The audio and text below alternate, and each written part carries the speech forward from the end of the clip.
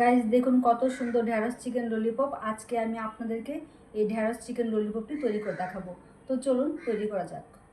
Guys আজকে আমি আপনাদেরকে ঢ্যাঁড়স চিকেন ললিপপ তৈরি করে দেখাবো। তো এখানে যে যে উপাদানগুলি আমাদের প্রয়োজন সেই উপাদানগুলি আমি আপনাদেরকে ডিটেলস দেখাচ্ছি।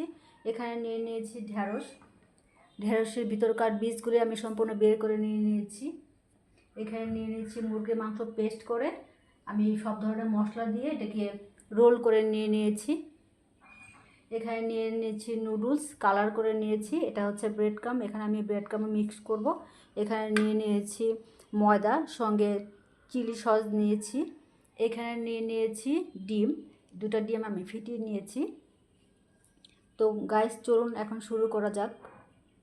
গাইস দেখুন আমি ঢ্যাঁড়সের ভিতর পুরটাকে ভরে নিয়েছি। এখন এটিকে কোট করে নিব, তার জন্য আমি এখানে ডিমে চুবিয়ে নিব।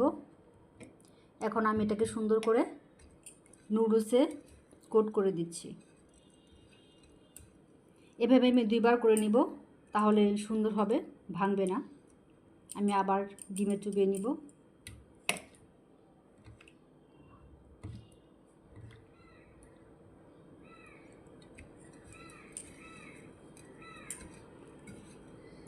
দেখুন গাইস সুন্দর হয়ে গেছে।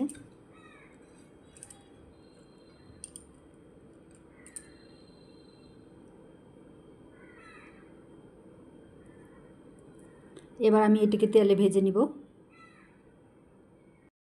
তো গাইজ ফাইনালি আমাদের ঢ্যাঁড়স চিকেন ললিপপটি তৈরি হয়ে গেল।